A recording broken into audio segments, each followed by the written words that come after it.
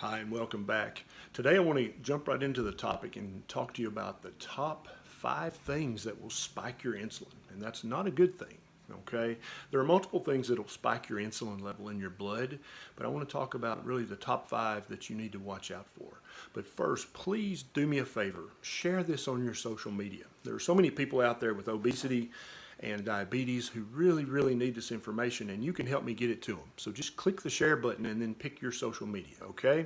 Now, the top 5 things that will spike your insulin. Obviously, the number one is very obvious, and that's carbs, okay? Sugar, simple starches, any kind of carbohydrates, any grain, any corn, any processed food that comes in a cardboard box is probably going to spike your insulin, and you don't want to include that in your diet if you're trying to achieve any kind of meaningful nutritional ketosis, okay? Number 2 is too much protein, and this surprises a lot of people. They think protein's good, and a lot of people think if they're going to follow a low-carb diet, then that by definition means they're going to be eating a high-protein diet, and that's just not true. If you eat too much protein, you will spike your insulin level, and it'll take you out of intermittent fasting if you're trying to intermittently fast, and it'll also take you out of nutritional ketosis if you're trying to attain that. So keep in mind that we've been misled by many of the authorities in the world about how much protein we need on a daily basis. Your body needs essential amino acids, there's no doubt about that, but the total amount of protein is very often overestimated when the experts are trying to tell us how much protein we need a day. So watch out for too much protein. The next is things that sound very healthy, but they can spike your insulin. That's fruits, berries, and overcooked vegetables. So let's talk about each one. If you eat a raw apple, that apple has sugar in it. We all know that. It also has fiber in it, which slows down how quickly the sugar is released into your body.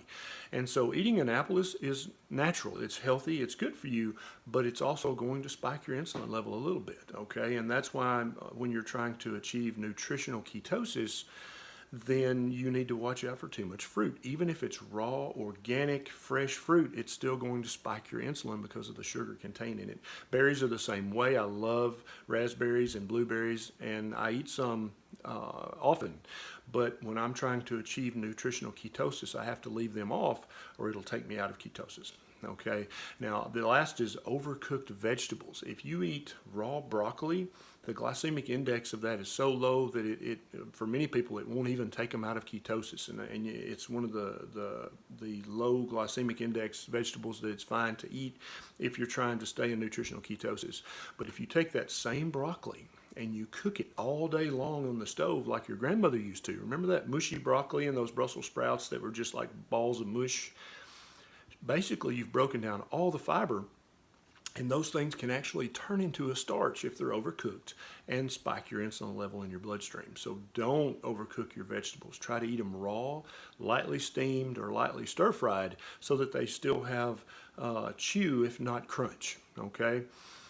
And the next one is too much bad stress. And I have to differentiate between good stress and bad stress because in the beginning, for most people, they don't get the difference. An example of bad stress would be working for a boss who hates you in a job that you hate and having to do that for 5 days a week and just being miserable and anxious and upset all the time. That's not good stress.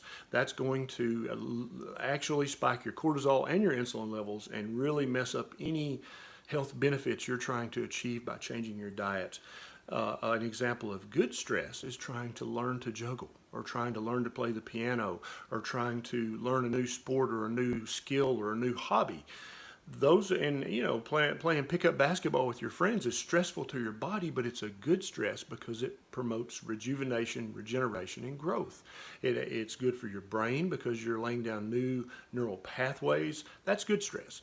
And in my personal opinion, running long distances like half marathons and full marathons, that's break even or maybe even bad stress. That's just too much repetitive stress on your body.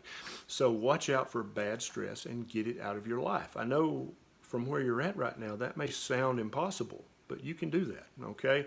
The final one And a lot of patients don't know this, and even a lot of doctors don't know this. But there was a study done that shows that not only is there an insulin response when you swallow sugars and starches and they get into your bloodstream, there's something called a cephalic insulin response. And here's how it works. They in this study, they took a group of people on the left and a group of people on the right. The group on the left had sugar water. The group on the right had saccharin water. Both taste sweet. One has calories and one has no calories at all. Now, they didn't make the participants of this study drink the fluids. They just swished them in their mouth for a set amount of time and then spit the liquid out. Okay, you got that? They didn't swallow it. So it didn't make it to their stomach. It didn't even make it to their bloodstream. It wasn't absorbed through the mucous membranes in their mouth, if you're thinking that. And that was a good thought if you were thinking that, but that's not how it works either. Those molecules are too big to be absorbed that way. But both groups had a spike in their insulin in their blood, even though they didn't swallow the sweet liquid. So the number 5 is you've got to watch out for things that taste sweet, even if they're sugar-free, calorie-free, starch-free, carbohydrate-free.